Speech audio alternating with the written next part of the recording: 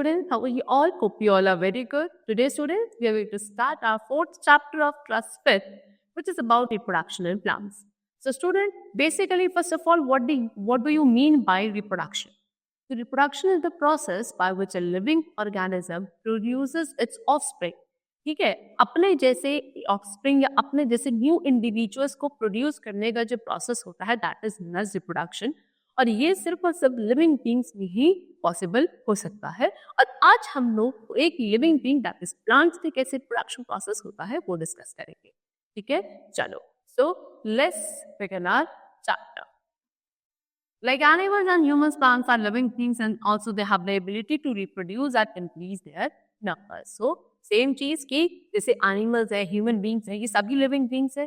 Similarly, plants are also living beings and they are also having the ability to produce their new ones and to increase their numbers in the environment. Okay? सबसे पहले reproduction in plants. So, plants में reproduction student different ways में हो सकता है। वो अपनी seeds, stem, roots, leaves and spores सभी के थ्रू रिप्रोड्यूस कर सकते हैं। सो सबसे पहले डिस्कस करेंगे उन प्लांट्स के बारे में जो सीड्स के थ्रू रिप्रोड्यूस करते हैं।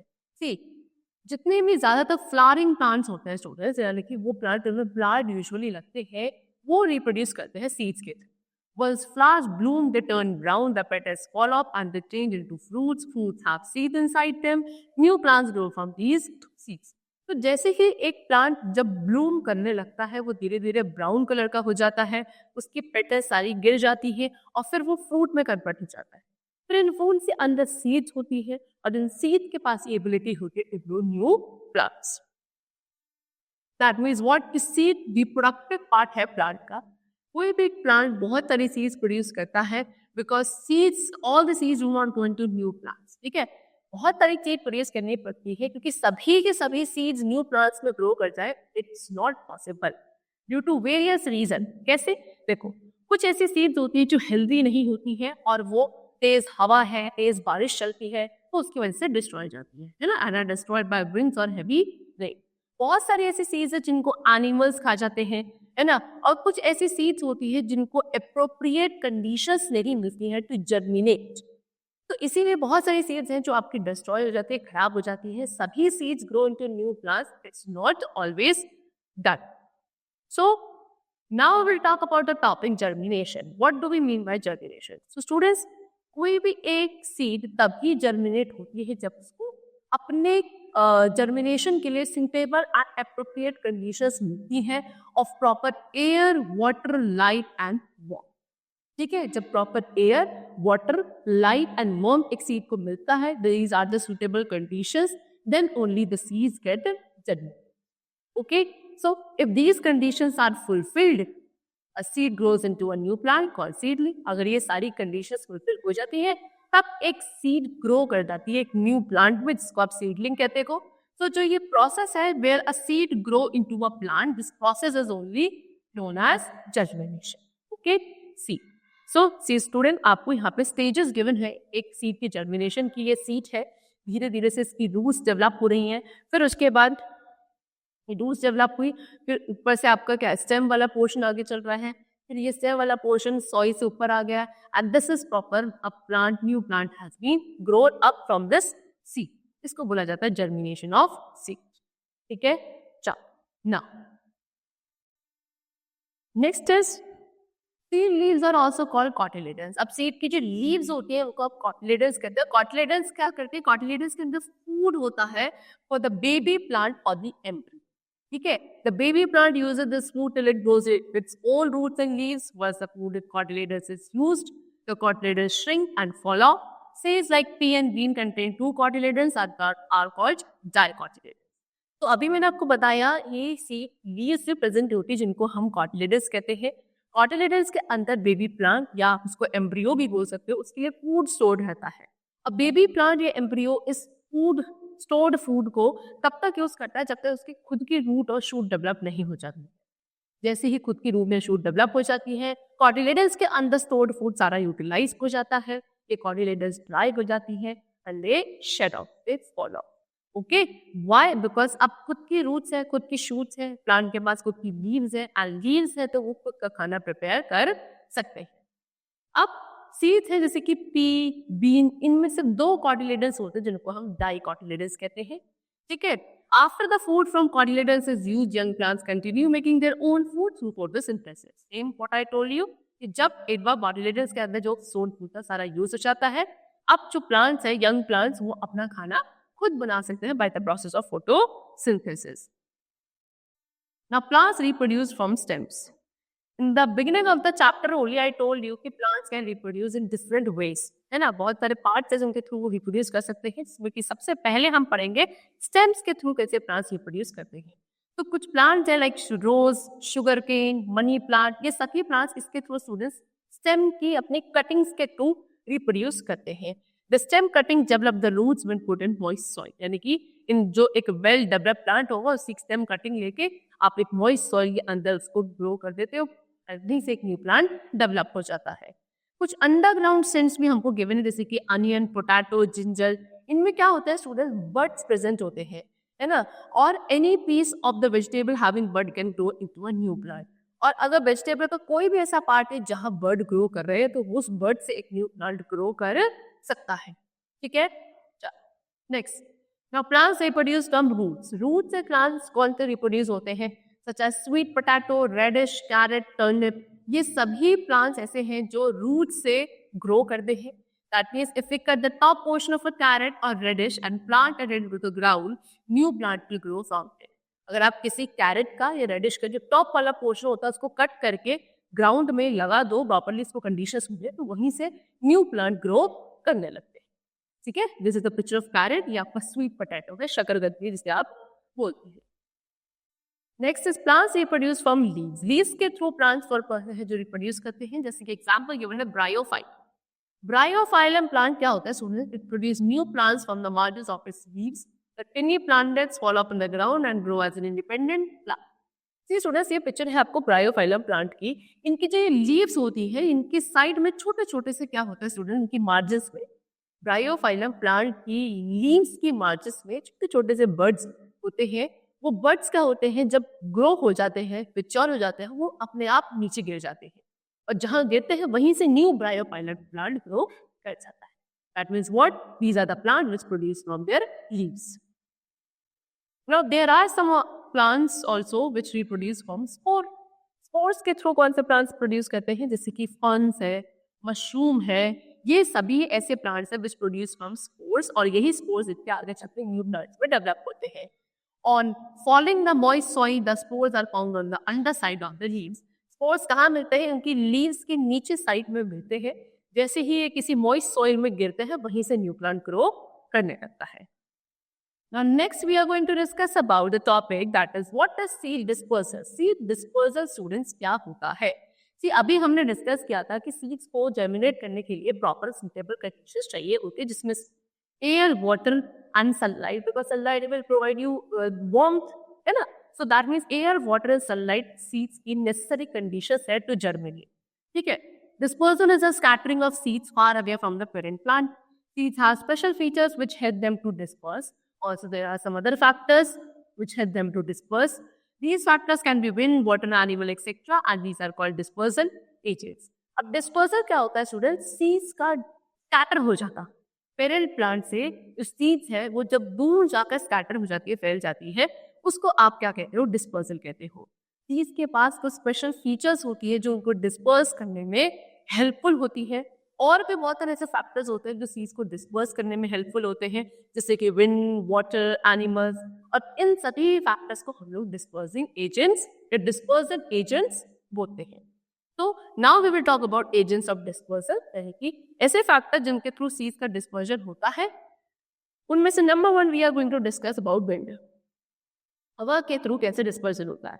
तो स्टूडेंट्स, कुछ ऐसी सीड्स हैं जो बहुत ही छोटी होती है, बहुत ही लाइट होती है, जैसे कि ऑर्चिड है, हिप्टेज है, ड्रमस्टिक, है ना। इनकी जो सीड्स है they are almost as fine as dust, इतनी हल्की होती है जैसे डस्ट पार्टिकल्स होता है, ठीक है। तो दैट इज व्हाट, कि जब हवा चलती है तो इनकी सीड्स को बहुत इजीली कैरी कर लिया जाता है by the moving wind, okay. फिर डैंडेलियन, कॉटन, ये सीड्स में क्या होता है, हेयरी ग्रोथ होती है, इनकी सीड्स में बाहर हेयरी ग्रोथ होती है कुछ इस तरह से। ठीक है, which carry the seeds far away from the parent plant. और जो हवा चलती है तो ये हिल एक स्ट्रक्चर इनको और लाइट वेट बनाता है, विंड की वजह से ये डिस्पर्स हो जाती है। Next we will talk about water, that is water के थ्रू कैसे सीड का डिस्पर्शन होता है। सो स्टूडेंट्स, कुछ प्लांट्स हैं जैसे कि लोटस, है ना, ये ऐसे प्लांट्स हैं जो वाटर बॉडी के पास ग्रो करते हैं, या पानी में ग्रो करते हैं। सो इनके जो फ्रूट्स और सीड्स होते हैं वो काफी स्पॉन्जी, उनके में spongy and fibrous outer covering होती है जो उनको बहुत इजीली पानी में फ्लोट करने में हेल्प करती है, और ये अपने मदर प्लांट से इजीली सेपरेट हो जाते हैं पानी के बहाव की वजह से, क्योंकि काफी हल्के होते हैं, स्पॉन्जी होते हैं, तो इजीली फ्लोट कर पाते हैं और मदर प्लांट से सेपरेट हो जाते हैं। Coconut can travel for thousands of kilometers across seas and oceans without decaying when it reaches the shore and germinates if it gets the right conditions. Coconut की तो सीड स्टूडेंट्स क्या thousands of kilometers तक travel करती चली जाती है पानी के बहाव में, कई सीज कई ओशंस को ये क्रॉस कर देती है जब तक इसको किसी सी का किनारा यानी सी शोर नहीं मिलता। जैसे सी शोर मिलेगा, वहाँ पर सूटेबल कंडीशंस मिलेगी, तब जाके ये वहाँ पे जर्मिनेट हो जाते हैं। Next is animals. So animal students क्या है, कुछ ऐसे प्लांट्स हैं, मतलब ज्यादातर प्लांट्स में ज्यूसी फ्रूट्स होते हैं जिनको एनिमल्स बर्ड्स खाना पसंद करते हैं, है ना, and the seeds of these fruits pass into their excretion which are left in different places, this can be far away from the parent plant. अब जब ये animals and birds fresh fruits को खा जाते हैं, उनकी सीड्स को भी खा जाते हैं, सीड्स अंदर डाइजेस्ट होती नहीं है, तो जब वो एक्सक्रीट करते हैं वेस्ट, उसमें वो सीड बाहर निकल जाते हैं, ठीक है, और बहुत दूर जाके कहीं अपने मदर प्लांट से सेपरेट होती है। इनको प्रॉपर कंडीशंस मिलती हैं तो ये वहां जर्मिनेट हो जाती है। चेरी, जामुन, एप्पल सीड्स ये सभी इसी तरीके से डिस्पर्स होती है, इनको राइट कंडीशंस मिलती हैं, then they only germinate. Next is explosion. तो आप कुछ फ्रूट्स हैं स्टूडेंट्स जैसे कि लेडी फिंगर, पीस, बीन, ये उनकी जो वॉट कब मिल्क होती है ये एक्सप्लोड हो जाती है, तो वो लोग बहुत प्रेशर के साथ बर्स्ट होती हैं और इनके अंदर जितनी भी सीड्स हैं वो मदर प्लांट से दूर जाके कहीं स्कैटर हो जाती है, फैल जाते हैं, and then they germinate, and this is what is known as explosion. Okay, so now we come to the exercise portion. First of all, we are having pick the correct option. First question is moss or carrot reproduce from spores. Spores के through moss या carrot किस कौन reproduce करता है student? The answer is moss. The seeds of bean or cotton are dispersed by explosion. Explosion के through किसकी seeds disperse होंगी? Cotton या beans की? So the answer is beans. Okay. The cotyledons or seed coat provide food to the embryo. Embryo को food कौन provide करता है? Cotyledons. ठीक है. Next, plants like ferns or lotus produce from spores. Spore के through कौन से plants produce करते हैं? Ferns और lotus. तो lotus तो water के through करता था. Ferns है जो किसके spores के through करती है. Give an example for each of the following. अब आपको यहाँ पे example देने हैं हर एक के लिए. First है plants that grow from stem. Stem के through कौन सा plant grow करते हैं? Example I have given rose. Plants that grow from spores. Spores के through moss. Fern also you can write. Okay.